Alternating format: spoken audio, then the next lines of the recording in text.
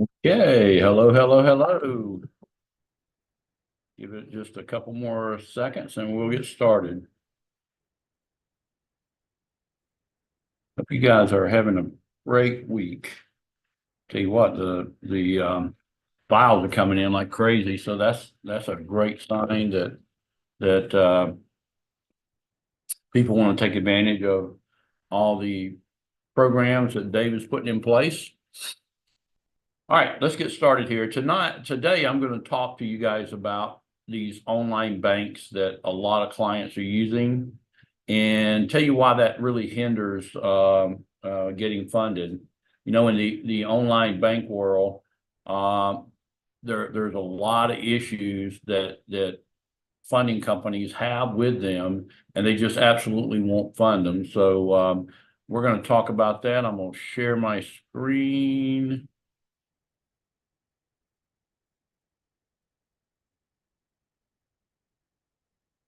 All right, I'm assuming everybody can see my screen. Yes. Perfect. All right, guys, we're going to talk about the trend that's happening out there with a lot of folks going to online banks versus brick and mortar banks, and these are the commonly used banks that a lot of business, especially startups, are going to, whether it's Mercury or Novo, Square, Bluevine, Found, Lily. It doesn't matter. These are a lot of the ones that we see on a daily basis. The problem that we have with online banks are this. A lot of the lender partners just absolutely no A lender will fund these. But even the B lenders don't want to do it, but some of the C and D lenders will, but the majority won't. Even some of these huge funding houses that I know that some of you guys have gotten contracts with that don't, I mean, they're terrible, but they'll give anybody a contract. The bottom line is they're not even accepting them. We've got just a handful that will accept these online banks. And here are the issues. Number one is the clearing issues of ACHs. When we're in the funding industry and an ACH is set up, you usually have like 4 or 5 ACHs set up at a time for the bank to clear for the whole week or for the whole month or however it is, and they're already set up. And a lot of these online banks just don't have those clearing capabilities, especially doing it on a daily basis. And these reoccurring payments issues that they're having is that they don't let you have them stacked so that you can deduct that payment on a daily basis. I've been talking to all of our lender partners that I can get on the telephone to talk with me about this, and they're all saying the same thing.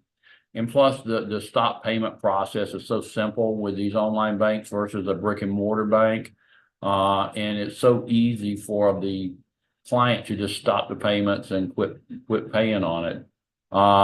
A lot of the online banks have issues with wires or ACH deposits coming in whenever we fund the deal as well. And so if they having problems with that and they can't get the money in on a timely basis, then payments begin starting to be missed immediately. And then most clients that are using these online banks that I just showed you, they trend they tend to trend on the subprime type customer anyway. You don't see a lot of the bigger businesses that have been in business for a while because go to these online banks because a lot, and by the way, some of these online banks do not allow for us to do bank verification links such as Plaid or with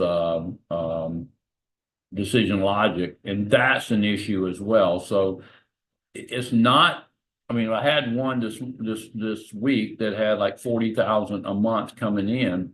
It is kind of an industry that would be looking more on the C and D type paper, but it's going to be very difficult for me to get them a lot of offers. They're only going to be able to have offers from the ones who will even accept those types of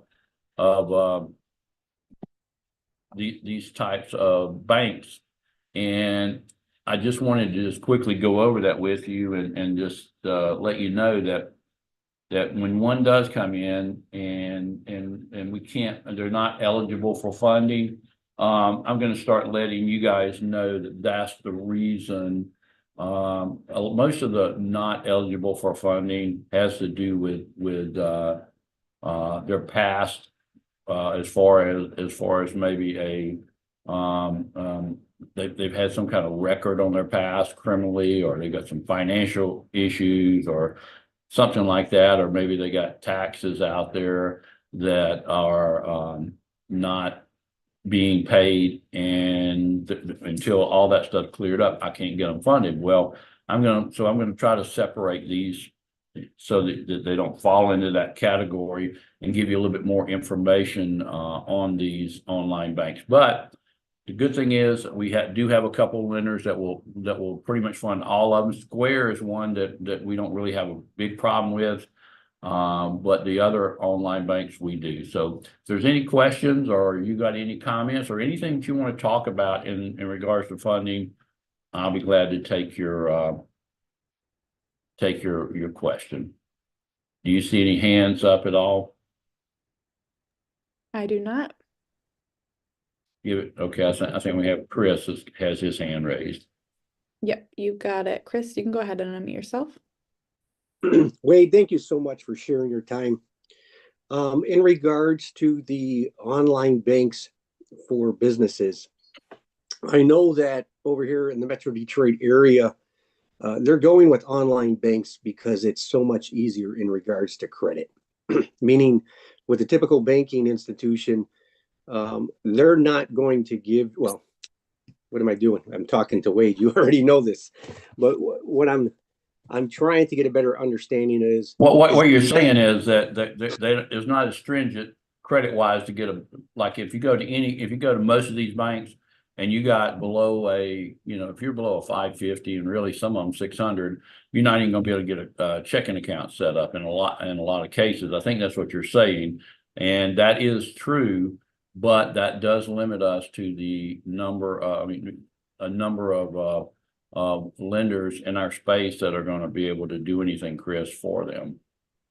With the previous slide you showed of the online banks, is there a bigger listing than that was shown? There's not a whole lot more than that. I'm giving you the ones that we received. There probably is a whole lot more online banks, but those are the ones that we're getting the submissions from, and I can get almost all of them funded with at least one or two lenders, but none of them with the majority of lenders. Okay, thank you so much, Wade. You're very welcome. Anything else? That's all we have for hands. Well, guys, I hope this little bit of information helps, especially whenever you get a turn down and they're doing 20 or 30,000 in revenue and you can't understand why we can't get them an offer. And I will clarify that more when I send the decline. So you guys